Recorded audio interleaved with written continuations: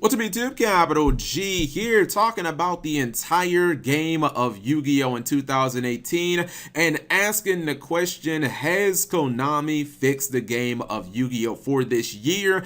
Really want to hit this from different angles, but I guess the real question that I'm asking is your enjoyment of the game higher than it's been in the past? And maybe if you really like the game in recent months or maybe last year, do you still enjoy it now just as much? Because I don't know about you guys, but personally I feel like 2017 was not the greatest year for Yu-Gi-Oh! I feel like it was kind of, I don't know, I was just kind of jaded to the entire thing. I felt like we got 4 incredibly strong booster sets in terms of value, in terms of like very strong archetypes, cards that made archetypes unbelievably powerful. And yeah, when it comes to the competitive meta, Konami did a lot of amazing things, but when it came to just the actual enjoyment of the game, I don't feel like they did that good of a job. And that's because you guys know a lot of last year, well, no, not a lot, but basically the entire last calendar year, 2017, OCG and TCG, by the way, was really spent in tier 0 hell.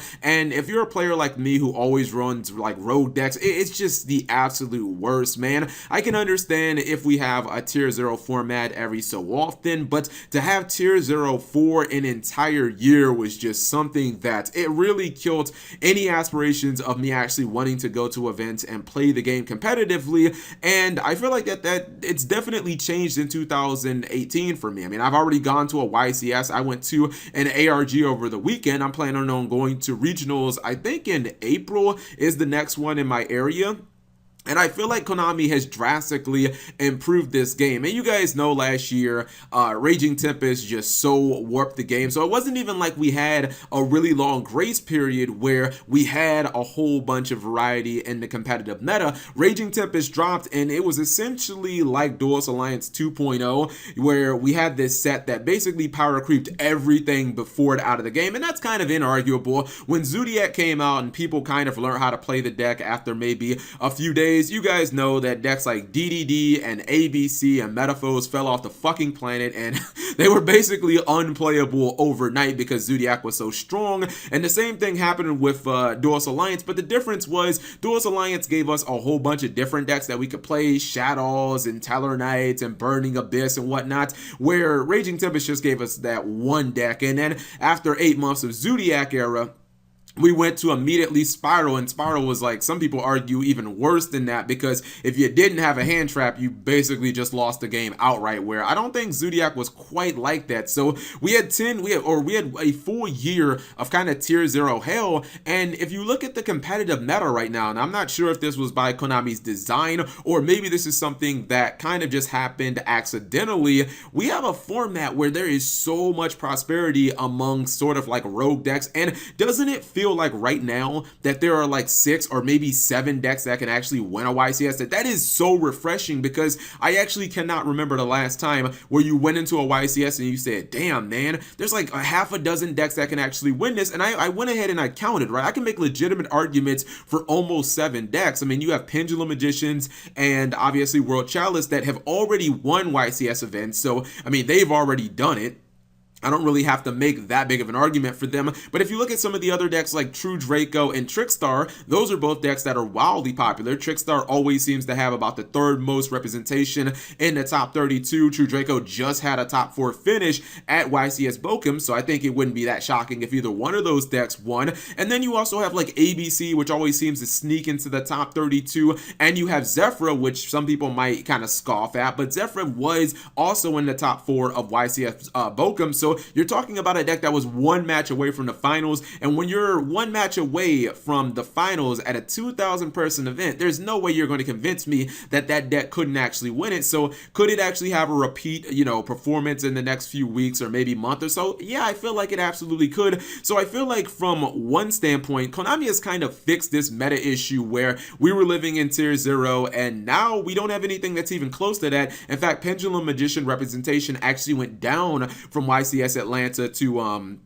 YCS Bochum, that's good. I also feel like they came out the gate and had a fantastic ban list. I think a lot of people were really kind of taken back and blown away by the ban list, not just the obligatory hit the spirals, because we all kind of saw that coming. I don't think that takes courage at all to just basically copy and paste what they did in the OCG where they hit spiral resorts, but to actually go after Pendulum Magicians knowing Electromite is one of the biggest selling points of Extreme Force, to me actually took some balls, because there could have been a lot of people who said, oh, I bought all these Electromites and now Pendulum Magicians are going to be wrecked, and maybe people would have gotten upset. But for them to actually go after Joker, for them to actually hit Double Iris, that actually showed a little bit of guts to me, and I'm glad that they do it, that they did it. They knew that Pendulum Magicians were going to be just incredibly overpowered, and they said, look, let's just go ahead and do this. Konami could have basically did what they did last year. They could have let us live through 4 months of Pendulum Magician Tier 0 hell, and I wouldn't have wanted to play the game at all. I'd have been like, fuck this. I basically have to main deck Winter Cherries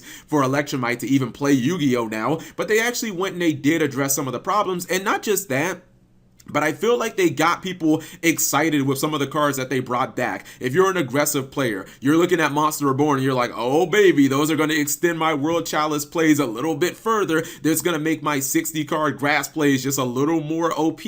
And if you're a defensive player like me, you're looking at Bottomless and Torrential at 3. You're looking at Solemn Judgment and you're saying, yo, set 5, come at me, bro. I got even more power than I had last format. I have more defensive options. So I felt like people got excited about the ban list, not just the pendulum hits, not just the spiral hits, but all the possibilities that we could do with the decks that we already liked. And I guess another thing is the reprints that Konami gave us. Now, I'm not saying that we didn't get amazing reprints last year, because obviously Battles of Legends, a lot of people say that's one of the best sets ever, and it really was. We got Omega, we got a YCS prize card, and Minerva, so many good reprints. But to me, what Konami is doing right now with the Kaiba collection, which I can basically say is kind of our gold series, which, by the way, if you're impressed by the Kaiba collection, understand that we only know, what, like 16 cards out of like 105, so this rabbit hole could go way deeper. And obviously the Extreme Force Special Edition, I think Konami is really looking at, I think they're looking at a lot of the meta cards that have kind of defined the game of Yu-Gi-Oh! For like the last 6 months,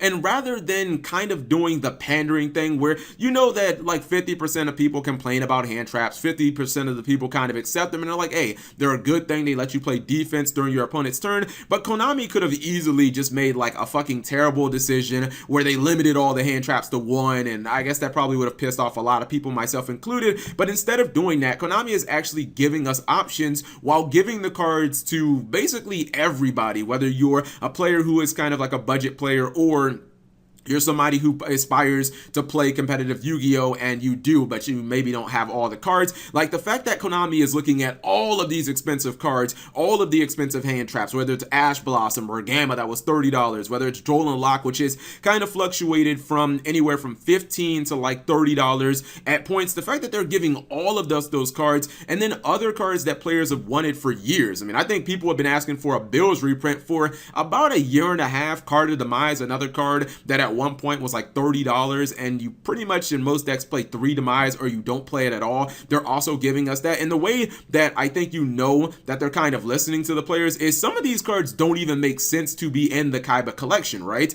I mean, what the fuck does Bills have to do with Kaiba? What does Card of Demise have to do with Kaiba? Like, did he play any of these cards in the show? What does Winter Cherries have to do with Kaiba? Ash Blossom, Troll, and Lock? Like, none of these cards are actually even associated with the character. It seems like Konami's throwing them in there because they're saying, we want to add value. We understand that you guys want these cards, and obviously they're expensive. And I don't know, I feel like over maybe the last 3 or 4 months, Konami has like actually started listening to what the players want. And I feel like that is something kind of unexpected, because in years past, it seems like they just kind of do whatever the fuck they want. Some of their decisions have been really questionable, but I look at the game right now and moving forward, and I'm actually really excited to play the game competitively. And in 2017, even though we had a lot of expensive cards and we had some interesting archetypes, I don't think that I was necessarily like, oh my goodness, I just cannot wait to go to a competitive Yu-Gi-Oh! Event, and I think I'm actually there right now. So